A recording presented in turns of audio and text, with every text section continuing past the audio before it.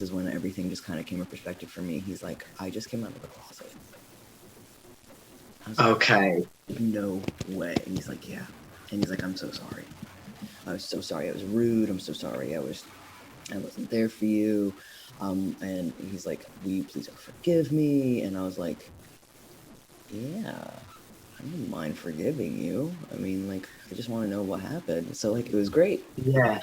He's doing great now. He's a wonderful husband. But it's like, it reminded me that people just have their own issues and you can't do anything about it. It's just sad that they put it on other people, instead of just reaching out to that positive, confident person Mm-hmm. and just saying, how can I be like that? Or how can I, or something, or I don't even know what, like, how can I be myself? But they choose to just Yeah. nitpick and bully people for no, like, I was bullied in my workplace, my current workplace now that I work at, a couple of years back when I first came out as trans.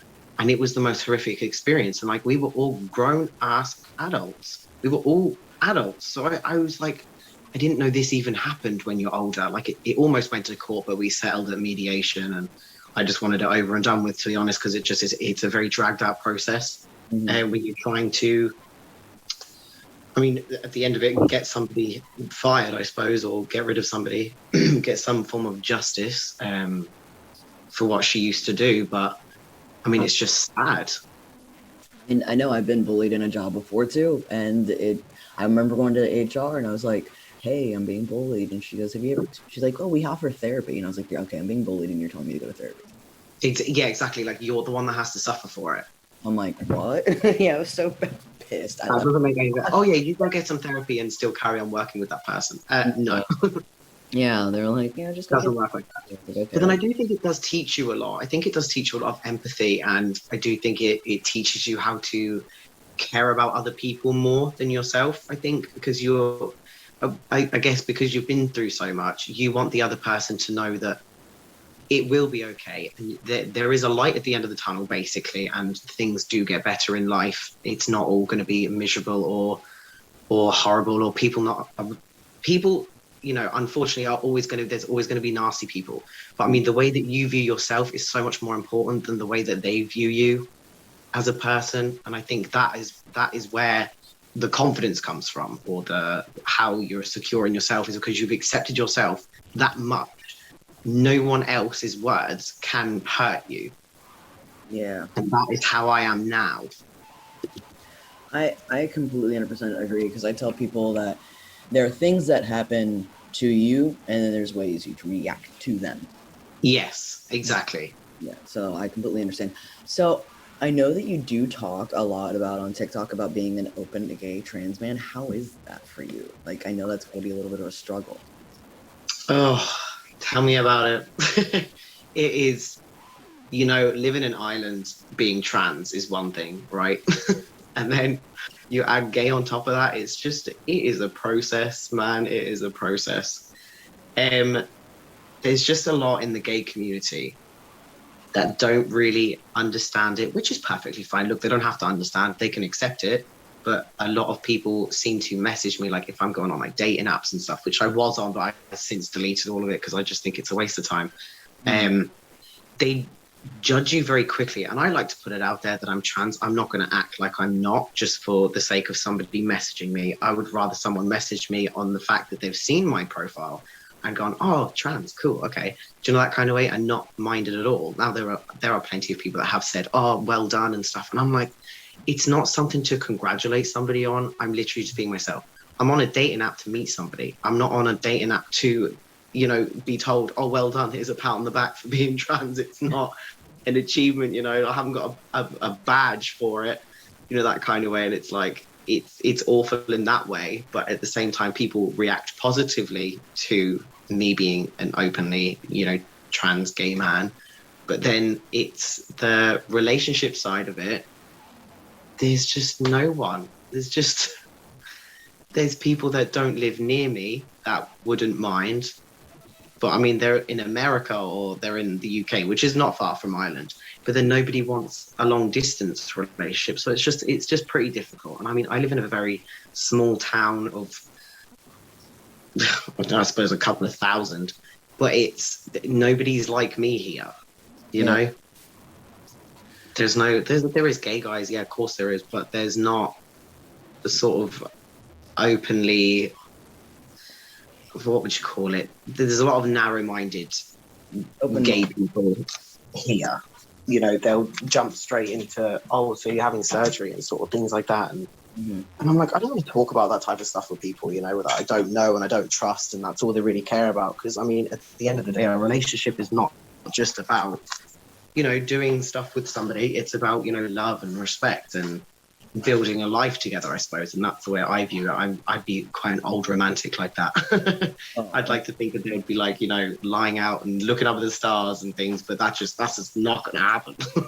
oh, I think it can happen. It's hard to find the person. I mean, it's Yeah. me years of going through, you know, the frogs or the toads or whatever you want to call them. And I met my wife, oddly enough, like I did actually meet her online, and we had our first date in a cornfield in Indiana, which is like a place you don't normally meet That is people. so cute, though. It is cute. It's like one of those little Halloween mazes. We got stalked by some crazy kid, and that was not a Oh, part. wow. Yeah, it was weird, but it was fun. We got lost in the maze, and I remember her telling me like 6 months in the relationship, "Oh, if you ever decide to transition, I'll still love you." And I wasn't ready for Oh. that. So like 5 years later, I'm like, "All right, babe, I'm ready." Oh. So I was like, all right, let's do that. It was definitely ready. So what I really like to talk about is like how everybody has like their own experience of like what somebody would tell them when they were younger or tell another younger trans person, albeit, you know, trans woman or trans male. What would any advice would you have for any young trans person or your younger self if you could talk to your younger self? I think just don't let people, whatever they say to you in a negative light, don't take it personally, because they don't understand. They don't get it because they're not what you are. If you get what I'm trying to say, Yeah. it's and be comfortable. You are you. You have one life. You know, live it to the highest that you possibly can. Live it to the best way that you can. See, what happens is people end up ruining it for you, and that's what happened with me. When I started my transition, I mean, I was bullied in work. I was obviously going through my own social transition at home and things, and dealing with I was with a girl at the time, so dealing with my own sexuality, and it was just so much dealing with so much that I didn't really enjoy my experience, and I compared my journey to a lot of others, and I shouldn't have. So I would just say, enjoy every little moment of your transition, regardless of anything else around you. Just concentrate on yourself and your journey and what makes you happy. I think that's what I probably would say. I absolutely love that, and I couldn't agree more with that. I tell people all the time, it's like, I was saying, hey, I recloseted myself when I was 19, like, because I was like, hey, this makes sense. I told somebody who I thought I loved and trusted that I was going through these emotions, and like her reaction was just so bad, and I was like, okay, I just gotta think of all where I would be now.